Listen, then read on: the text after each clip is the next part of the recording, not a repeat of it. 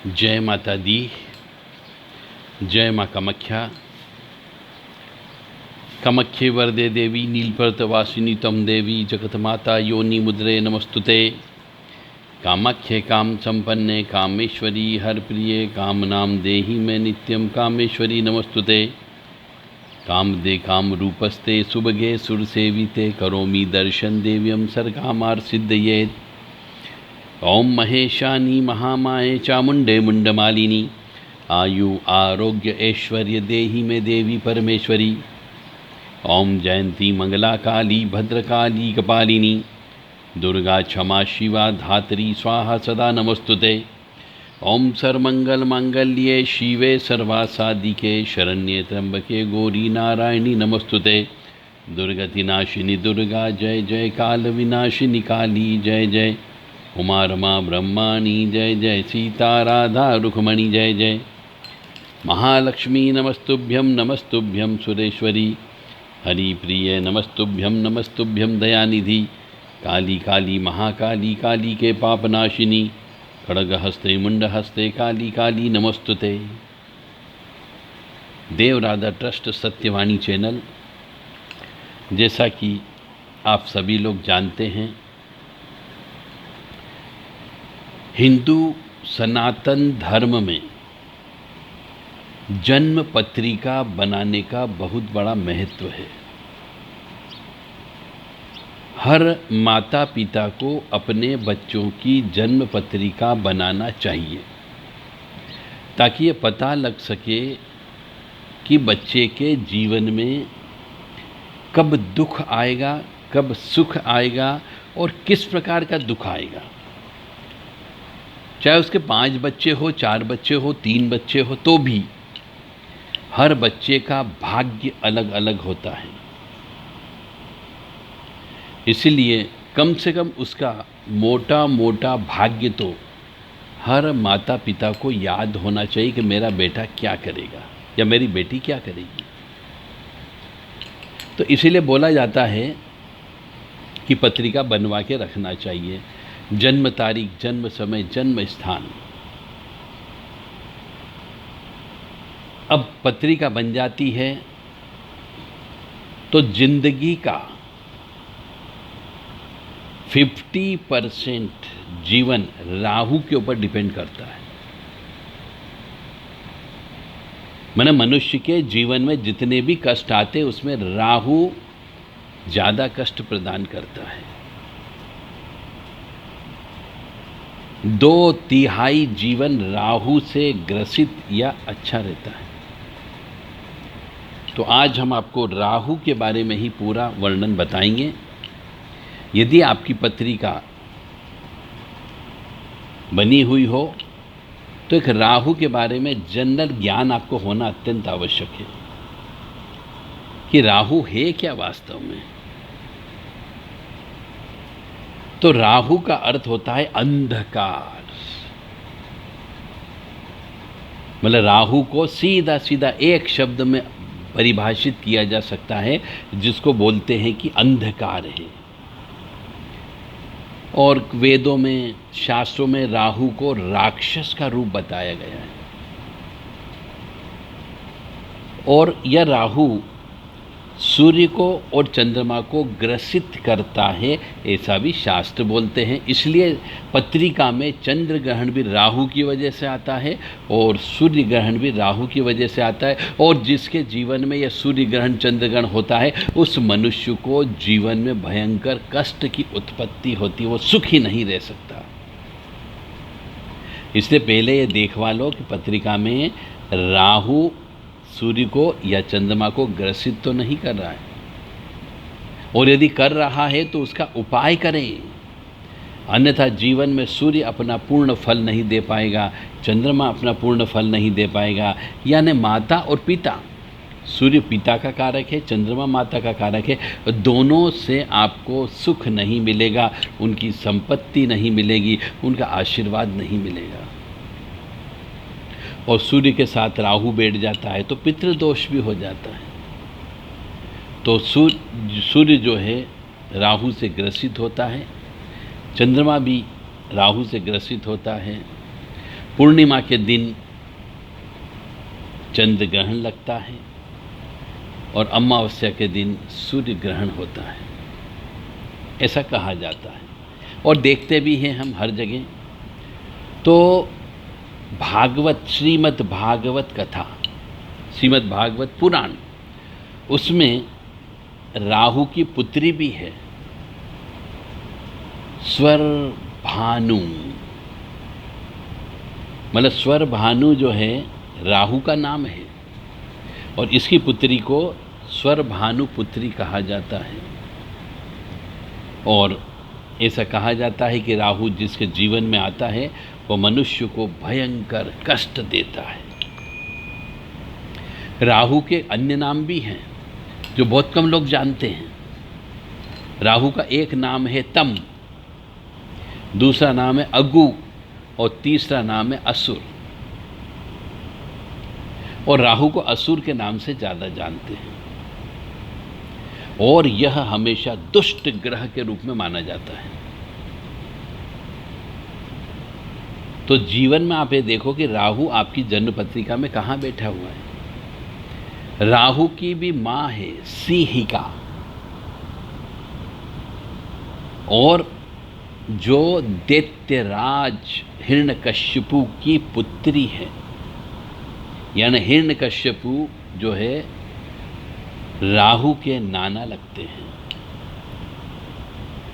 इसीलिए राहु को सिंहिके भी बोला जाता है, क्योंकि सिंहिका का पुत्र है। राहु के 100 भाई थे, उनमें से राहु सबसे बड़ा भी था और बलवान भी था। बल में भी और बुद्धि में भी बहुत ज़्यादा तेज था। इसलिए कहा जाता है कि राहु यदि अच्छा होता है तो वो मनुष्य को हर जगह से गलत काम करने पर बचाता रहता है, और राहु खराब होता है तो जैसे आपने गलत काम किया वैसे आप फंस जाते हो। राहु का मुख भयंकर है, उसके हाथों में तलवार है, ढाल है, त्रिशूल है, वर मुद्रा शोभा पाती है। वे नीले रंग के आसन पर विराजमान रहते हैं और इसलिए राहु की शांति के लिए गोमेद पहना जाता है, जिसमें थोड़ा सा नीलम ज़्यादा हो, नीला कलर होता है। राहु का प्रिय अन्न जो है वह गेहूं है और प्रिय रत्न जो है गोमेद है। जिसका राहु खराब हो उसे गोमेद धारण कर लेना चाहिए। और प्रिय पशु वह अश्व है, घोड़ा, यानी राहु की शांति के लिए घोड़ा का दान करना चाहिए। नीला वस्त्र उनको बहुत ज़्यादा प्रिय होता है और प्रिय वस्त्र जो होता है कंबल होता है। और राहु की आहुति जो दी जाती शांत करने के लिए वो काले तिल से देना चाहिए और तेल का दान करना चाहिए। इनकी सबसे प्रिय धातु जो है वो लोहा धातु है और प्रिय वस्तु जो है अभ्रक है। यह नैऋत्य दिशा के स्वामी माने गए हैं और इनका रंग भी जो है सबसे प्रिय रंग वो है काला। और इनकी जप संख्या जो है शांत करने के लिए 72,000 जप करना चाहिए और जितना जप करते हैं उसका 1/10 हवन करना अत्यंत आवश्यक होता है। राहु का जो मुंह दिया गया वो सर्प आकार है, सर्प का आकार, यानी मुंह जो है राहु है और पूंछ जो है वो केतु है। और इनको वरदान मिला जिससे ये अमर हो गए और ग्रहों के रूप में इनको मान्यता दी गई है। और चंद्र और राहु यदि पत्रिका में एक साथ बैठ जाता है तो उसे चंद्र ग्रहण बोलते हैं, और सूर्य के साथ केतु यदि बैठ जाता है तो उसे सूर्य ग्रहण योग बोला जाता है। और जब राहु और केतु दोनों आमने सामने हमेशा रहते हैं तो उनके बीच में यदि सभी ग्रह आ गए तो उसे कालसर्प दोष बोला जाता है। यानी सभी ग्रहों को फिर थोड़ा थोड़ा डसता ही है वो, यानी सभी ग्रह अच्छा फल नहीं दे पाते। इसलिए कालसर्प दोष से मनुष्य व्यक्ति जिंदगी भर संघर्ष करता है। इसलिए उसे पूरे संपूर्ण जीवन भर 9 ग्रह की शांति करते रहना चाहिए। यह रहस्यमय ज्ञान है। यदि कोई मनुष्य कहता कि मैंने जिंदगी में कभी सुख देखा ही नहीं तो उस मनुष्य को पूरी ज़िंदगी भर, अब बाकी ज़िंदगी जब ज्ञान मिला तब उस पूरी बाकी ज़िंदगी में उस मनुष्य को नवग्रह शांति का हवन करना चाहिए। इसलिए राहु की पूजा की जाती है। और ऐसा कहा जाता है कि 7 ग्रहों को 7 वार दे दिया गया, पर राहु को कोई भी वार नहीं दिया गया। इनकी छाया ही से ये ढकने का काम करते हैं। और ऐसे भी काम करना हो राहु की शांति का या राहु की दान का, तो बुधवार के दिन करना चाहिए। बुधवार का दिन का मतलब हो गया आपको। और केतु का कार्य, केतु की शांति जब भी करें तो वो मंगलवार के दिन करना चाहिए। तो राहु बुध का रिश्तेदार भी है, इसलिए बुधवार के दिन कर सकते हैं। और केतु को मंगल का काम दिया गया। और ऐसे भी शास्त्र कहते हैं कि राहु जो है वो शनि के अनुसार शनि जैसा दंड देता है, शनि जैसा फल देता है। और केतु जो फल देता है वो मंगल जैसा फल देता है। यानी केतु मंगल के अनुसार चलता है, मंगल की प्रवृत्ति उसमें आ जाती है, और राहु में शनि की प्रवृत्ति आ जाती है। क्योंकि राहु को नीला कलर बहुत पसंद है, काले कलर पसंद है, लोहा पसंद होता है। तो जब शनि में राहु की युक्ति आ जाती है तो प्रेत योग बन जाता है, यानी जिंदगी में प्रेत लगने की संभावना होती है। और यदि पत्रिका में शनि और राहु एक साथ बैठ गया तो निश्चित तौर से ऊपरी बाधा लगती ही लगती है, कोई नहीं रोक सकता। और यदि मंगल के साथ केतु यदि बैठ जाता है जन्म पत्रिका में, तो घर में आग लगती है, ऑफिस में आग लगती है, फैक्ट्री में आग लगती है। इसलिए इनको हमेशा शांत करके रखना चाहिए। ये राहु केतु का वर्णन है। इसलिए अपने जीवन में ये जरूर पता करें कि राहु किस जगह बैठा हुआ है और केतु किस जगह बैठा हुआ है, वो और आपको क्या नुकसान प्रदान करेगा। राहु अधिकांशतः नुकसान ही देता है और केतु हमेशा फल देता है, क्योंकि केतु धर्म ध्वजा का प्रतीक होता है। वो जो मनुष्य धर्म के रास्ते पर चलने लगता है, पूजा पाठ करने लगता है, उसको केतु अच्छा फल देता है, क्योंकि केतु धर्म ध्वजा का प्रतीक भी माना गया है। और पूर्णिमा को चंद्र ग्रहण लगता ही लगता है, राहु की वजह से ही लगता है, ऐसा कहा जाता है। और अमावस्या को सूर्य ग्रहण लगता है, यह भी राहु की वजह से लगता है। तो मनुष्य को यदि सुखी रहना है अपने जीवन में, तो पूर्णिमा के दिन और अमावस्या के दिन, विशेष तौर से ग्रहण के दिन, पूर्ण रूप से निराहार रहना चाहिए। और जो हम दिन भर में खाते हैं, जिनका त्याग किया, उस सामान को गरीबों में बांटना चाहिए। यानी स्नान करना चाहिए, पहले तो पवित्र नदियों में स्नान करना चाहिए, अन्न ग्रहण नहीं करना चाहिए, अन्न का दान करना चाहिए और प्रायश्चित कर्म करना चाहिए। तो जीवन में आप सुखी रह सकते हो। और जीवन में सुखी रहने के लिए ग्रहण के बाद में अन्न दान देने का विशेष महत्व बताया गया है। खिचड़ी दान देने का विशेष तौर से महत्व बताया गया है, इसलिए दान देते रहना चाहिए। राहु का अधिष्ठात्री देवता जो है वह ब्रह्मा जी है, और केतु के अधिष्ठात्री देवता जो हैं वह चित्रगुप्त जी हैं। केतु का नाम शिखी भी है। और राहु केवल तम से संबंधित होता है, और राहु से 7वें स्थान पर हमेशा केतु बैठा हुआ रहता है। और केतु का जो स्थान है, राहु केतु के जो स्थान है वह है शिखर।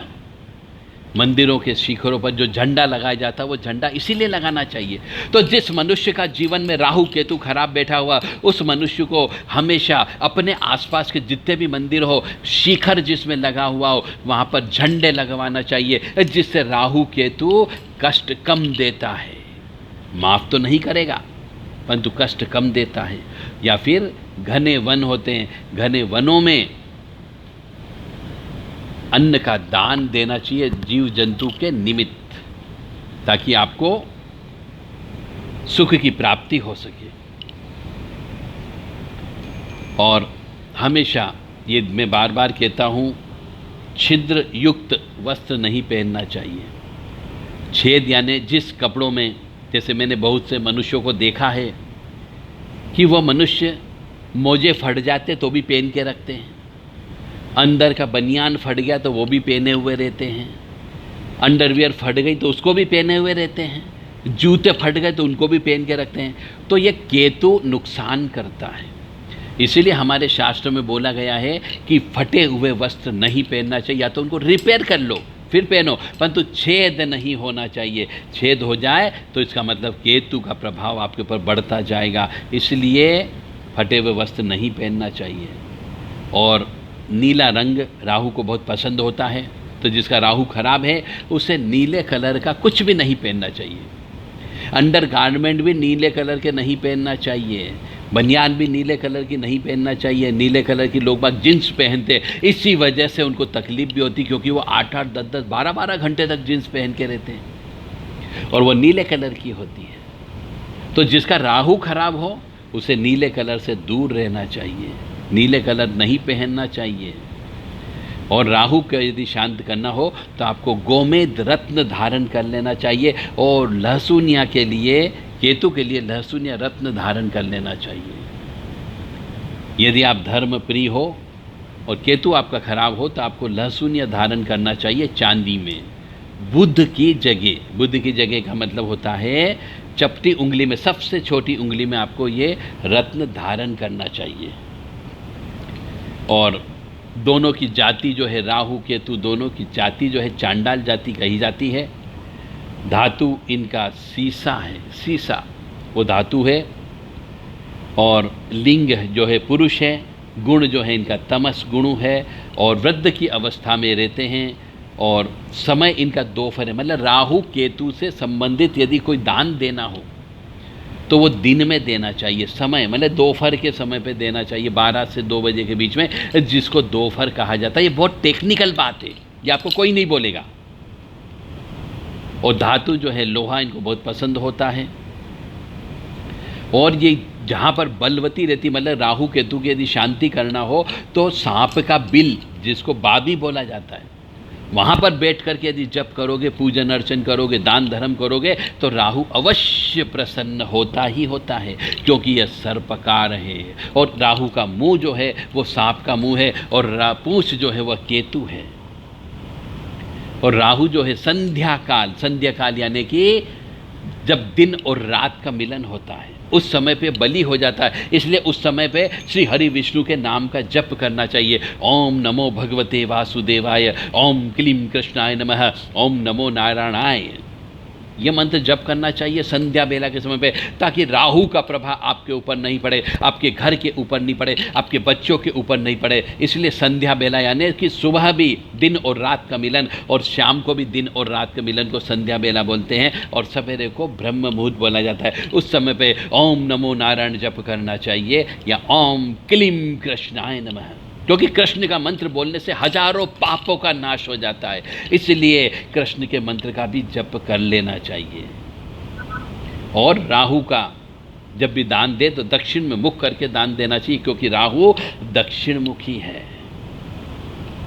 मेष, वृश्चिक, कुंभ, कन्या, वृष, कर्क, इन राशि में तथा 10वें स्थान वाला कुंडली के 10वें स्थान में राहु बली हो जाता है। बली यानी पावरफुल हो जाता है। मेष में वृश्चिक, कुंभ, कन्या, वृष, कर्क राशि, ये राशियां ऐसी जिसमें और राहु हमेशा बली अवस्था में होता है, यानी पावरफुल अवस्था में होता है। और कन्या राशि के अंत में वृष, धनु में रात्रि में, और उत्पात तथा धूम केतु के समय पे ये केतु बलवान हो जाता है, राहु केतु। इसीलिए कहा गया है कि राहु की शांति हर माता पिता को अपने बच्चों के सुख शांति के लिए करवाते रहना चाहिए। परंतु आज के ज़माने के कलयुग में बहुत से इंग्लिश में पढ़े हुए व्यक्ति, वेस्टर्न कल्चर में घूमे हुए व्यक्ति राहु केतु के कारण को समझ ही नहीं पाते हैं, और डिग्री लेकर के बैठ जाते हैं, विदेशों से डिग्री लेकर के आ जाते हैं, परंतु कुछ नहीं कर सकते। जिंदगी में कष्ट के अलावा उनको कुछ नहीं मिलता, क्योंकि वह राहु केतु की शांति नहीं करते हैं। केवल डिग्री और पढ़ाई से कुछ मतलब नहीं होता है, धर्म भी कुछ होता है और भाग्य भी कुछ होता है। तो राहु के मित्र जो होते हैं वह होता है बुध, क्योंकि राहु और बुध का आपस में बेटी व्यवहार वाला संबंध है। शुक्र भी राहु का मित्र है और शनि भी राहु का मित्र है।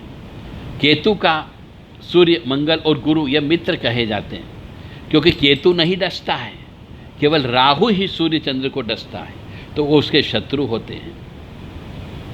मंगल भी राहु का शत्रु है और राहु का दोष जो है बुध दूर करता है, यानी कि जिसको राहु से संबंधित समस्या हो ऐसे मनुष्य को बुधवार का व्रत उपवास रखना चाहिए और श्री गणेश जी की पूजन अर्चन करना चाहिए। यानी कि दुर्वांकुर जो दुआ होती है, दो घास जिसको बोला जाता है, गणेश जी को चढ़ाई जाती है, उससे और काले तिल मिला करके राहु की शांति करना चाहिए। राहु का फल जो होता है वह शनि के अनुसार होता है, काला फल होता है, अचानक एक्सीडेंट, अचानक दुर्घटना, अचानक पैसे चले जाना, हर काम अचानक होता है। और केतु का जो कार्य होता है वह मंगल के अनुसार होता है, यानी आग, अग्नि, ये मंगल के अनुसार होती है।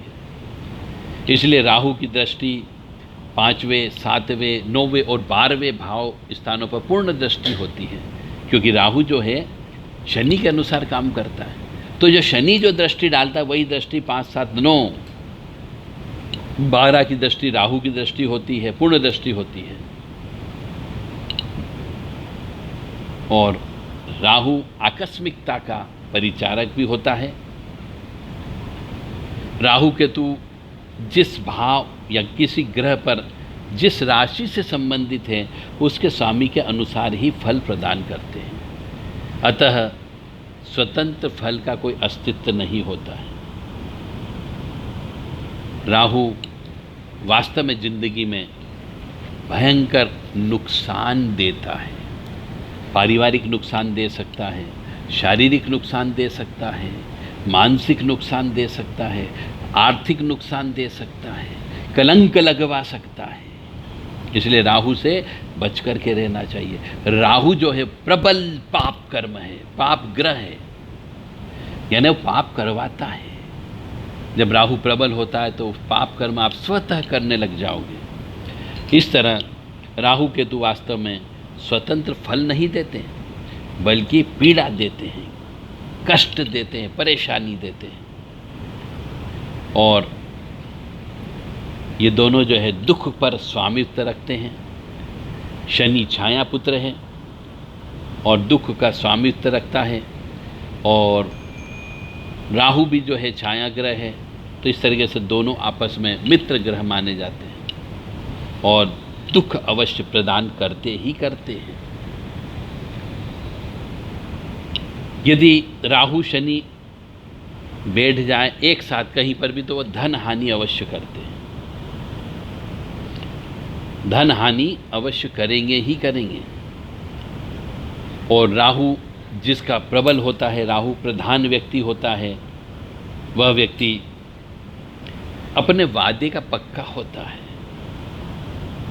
लेखन कला में चतुर होता है, उसका स्वभाव सरल होता है, विचार स्वतंत्र रहते हैं, व्यवस्थित रहता है और स्पष्टवादी व्यक्ति होता है, और अपने कार्य करने में ही व्यस्त रहता है, किसी के काम में दखल अंदाजी नहीं देता है और न ही दखल अंदाजी पसंद करता है। और प्रभावशाली व्यक्तित्व तो होता है, रोब से काम कराने वाला होता है, और राहु बिगड़ा हुआ हो तो इसके जस्ट उल्टे फल प्राप्त होते हैं। और राहु से प्रभावित व्यक्ति को वात कफ के रोग होते हैं। ऐसे व्यक्तियों को जिनका राहु खराब हो उन्हें माँ दुर्गा जी की उपासना करना चाहिए, तंत्र मंत्र यंत्र की उपासना करना चाहिए, और कालाबाजारी में भी उसको महारत हासिल होती है, भाषा में उसको महारत हासिल होती है। मांत्रिक होता है, राहु से प्रभावित व्यक्ति को मंत्र बहुत जल्दी याद हो जाते हैं, ओझा भी बन सकता है, वो तांत्रिक बन जाता है, और आकस्मिक प्राकृतिक घटनाएं उसके साथ अवश्य घटती है। आकस्मिक और प्राकृतिक घटनाएं घटती जो कभी सोच नहीं सकता वैसी चीज़ उसके साथ घटित हो जाती है। झगड़ा अवश्य होता है, यश, टूटना, अलग होना, शमशान घाट उसको बहुत पसंद होता है। जिसका राहु प्रबल होता है उसे शमशान घाट की पूजा करने से भी फायदा होता है। कुत्ते में केतु में कुत्ते, मुर्गे, गिद्ध, सींग वाले पशु, भिक्षावृत्ति, शिव उपासना, ये सब अच्छी होती है। केतु की वजह से कारावास भी मिल सकता है। और केतु वाला व्यक्ति भविष्यवाणी करता है तो वो सही भविष्यवाणी करता है। और केतु यदि 12वें भाव में बैठ जाए तो मोक्ष देता है, गुफा में निवास भी करवाता है, साधक बनवा देता है और ऋण से मुक्ति भी दिला देता है। ये थी राहु और केतु के बारे में आपके लिए जानकारी। यदि आप इसके अलावा भी यदि राहु केतु के बारे में जानना चाहते हो तो देव राधा ट्रस्ट से संपर्क कर सकते हैं 9893128047 और 7649862712 ये व्हाट्सएप नंबर है। इन पर अपना पूरा नाम, पता, मोबाइल नंबर अवश्य दे पहले, फिर प्रश्न करें तो आपको जवाब अवश्य मिला जाएगा। राहु का अलग अलग भाव में अलग अलग महत्व भी होता है। बस कोई सा भी लगन हो, यदि केतु 12वें भाव में हो तो आप मान के चलो उस मनुष्य को मोक्ष अवश्य मिलेगा अपने जीवन में, और उसे भयंकर कष्ट मिलता है इस जीवन में, क्योंकि जितना भी पिछले जन्म का प्रारब्ध और कर्म और संचित कर्म के अनुसार जो उसको पाप कर्म थे, वो पाप कर्म इसी जन्म में यहीं पर ही भुगतना पड़ते हैं। उसकी उम्र भी लंबी होती है क्योंकि उसे भुगतना पड़ता है। इसलिए केतु यदि 12वें भाव में बैठा हुआ हो तो मान करके चलें मोक्ष की प्राप्ति अवश्य होगी। ऐसे मनुष्य को स्ट्रांग रहना चाहिए, आयुर्वेदिक दवाइयों पर ज़्यादा डिपेंड रहना चाहिए और शुरू से ही अपने शरीर को बलिष्ठ रखे ताकि कष्ट सहन करने की शक्ति प्राप्त हो, शारीरिक, मानसिक और आर्थिक, तीनों प्रकार से। जय माता दी, जय माँ कामाख्या। एक और रहस्यमय ज्ञान आपको बता देते राहु के बारे में। कोई सा भी लगन हो, पंचम भाव में यदि राहु बैठ जाता है तो वह नाग दोष होता ही होता है, सर्प दोष लग जाता है और उसकी वजह से या तो बच्चा उत्पन्न नहीं होता है, ना बालक पुरुष, नर पुरुष उत्पन्न नहीं होता है, और यदि हो भी गया किसी वजह से तो पिता के सामने उस बच्चे की मृत्यु होने की संभावना बहुत ज़्यादा होती है। इसलिए पंचम भाव में यदि राहु बैठा हुआ हो तो मान करके चले वंश का विच्छेद होना ही होना है, वंश का नाश होगा ही होगा। इसीलिए ऐसे मनुष्य को सबसे ज़्यादा जो है बच्चे पैदा करना चाहिए, 2-3 पुरुष बच्चे पैदा करना चाहिए। जय माता दी, जय माँ कामाख्या। माँ भगवती जगत जननी आद्य शक्ति भवानी, अल्हादिनी शक्ति, कष्ट निवारिणी, दुख निवारिणी, महिषासुर मर्दिनी, चंडमुंड नाशिनी, श्रीवाहिनी, क्लेश नाशिनी, पापनाशिनी, दुरितापहारिणी, शत्रु संग विदारिणी। और क्या कहूँ माँ के बारे में, आपको सुखी रहे, स्वस्थ रहे, प्रसन्न रहे। माँ भगवती आपको यश दे, कीर्ति दे, मान सम्मान दे और सुखी रखे और आपको सही राह पर चलने के लिए साहस प्रदान कर सके। जय माता दी, जय माँ कामाख्या। ओम भ्राम भ्रीम भ्रौम स राहवे नमः। ओम भ्राम भ्रीम भ्रौम सह राहवे नमः, ये राहु का मंत्र है। और ओम स्त्राम स्त्रीम स्त्रोम सह केतवे नमः, ये केतु ग्रह का मंत्र है। इस मंत्रों को जप करें, जितना जप करते हो दशांश हवन करना अत्यंत आवश्यक है। बिना हवन किए इनकी शांति नहीं होती है। ग्रहों की शांति के लिए हवन अत्यंत आवश्यक है, इसलिए हवन अवश्य करें। बहुत से ब्राह्मण देवता जिनसे आप जप तप कराओगे, ज़िंदगी में कराते हो, तो वो ये कहते हैं कि साहब हमने दशांश जप और कर दिया है, हवन की ज़रूरत नहीं। नहीं, आपको हवन कराना अत्यंत आवश्यक है, तभी उसकी शांति होगी। और जितना हवन कराया है उसका भी 1/10 आपको तर्पण करना होता है, तर्पण का भी 1/10 मार्जिन करना होता है, और मार्जिन का भी 1/10 हिस्से का कन्या भोजन या ब्राह्मण भोजन कराना होता है। तब जाकर के ग्रहों की शांति होती है। जय माता दी, जय माँ कामाख्या। और राहु जिसका प्रबल होता है, ऐसे मनुष्य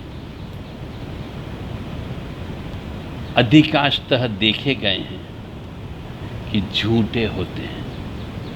इसलिए उनसे, जिनका प्रबल हो, उनसे बच कर के आपको रहना है।